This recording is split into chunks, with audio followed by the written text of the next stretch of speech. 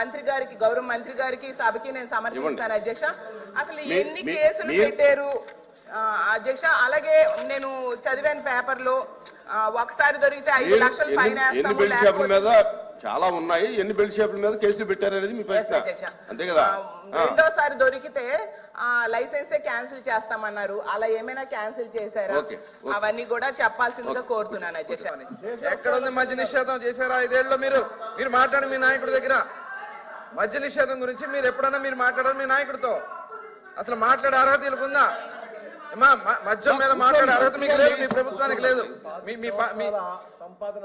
ఇప్పుడు ఏం చెప్పారు? మద్యపాన నిషేధం చేస్తానని చెప్పారు అధ్యక్ష. దశల వారీగా మారుస్తానన్నారు. దశల వారీగా రేట్లు పెంచి ప్రజల ఆరోగ్యాన్ని కొల్లగొట్టుకున్నారు అధ్యక్ష. ఇది వాస్తవం. దీన్ని తాకట్టు పెట్టి 25 సంవత్సరాలకు సరిపడా తాకట్టు పెట్టి అప్పు తీసుకొచ్చిన మాట వాస్తవం కాదు చెప్పమన్నాను అధ్యక్ష. అధ్యక్ష, వైసీపీ సభ్యులకి కొన్ని డిపార్ట్మెంట్స్ మీద మీరు ప్రశ్నలు వేయకపోతే మీకు గౌరవం ఉంటుంది. కొన్ని డిపార్ట్మెంట్ల మీద ప్రశ్నలు వేయకూడదు అధ్యక్ష. లిక్కర్ మీద ప్రశ్నలు వేయడం ఏంటి అధ్యక్ష? లిక్కర్ మీద ప్రశ్న వేయడం ఏంటి? అందులో మళ్ళీ క్యాలిక్యులేషన్ సార్. గత డిసెంబర్లో ఎంత సరుకు, ఈ డిసెంబర్లో ఎంత సరుకు బాగా తాగించేస్తున్నారు అధ్యక్ష. 5 సంవత్సరాలు ఒక్క బ్రాండెడ్ లిక్కర్ ఈ ఆంధ్రప్రదేశ్లో దొరికింది అధ్యక్ష.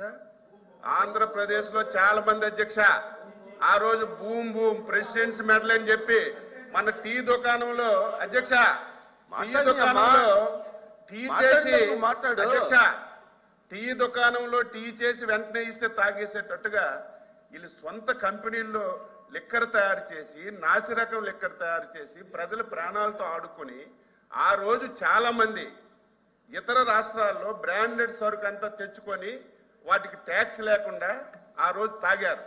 ఈ రోజు అదంతా స్ట్రీమ్ లైన్ చేసి, కట్టడి చేసి ప్రతి పైసా ప్రభుత్వ ఆదాయానికి తీసుకొస్తుంటే దానికి డొంక తిరుగుడుగా మీరు ఎక్కువ తాగించేస్తున్నారని ప్రశ్న వేయడం సబబు కాదు.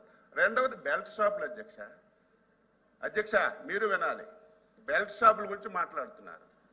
2014-24 మధ్యన ఏ మార్కెట్లోకి వెళ్ళినా సరే కొత్త రకం ప్యాంట్లు వచ్చాయి అధ్యక్ష.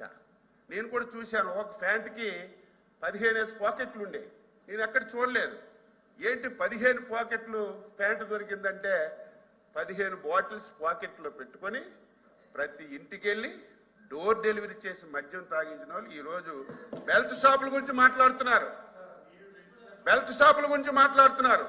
నేను వైసీపీ ఎమ్మెల్సీలకి నేను ఒకటే కోరుతున్నాను.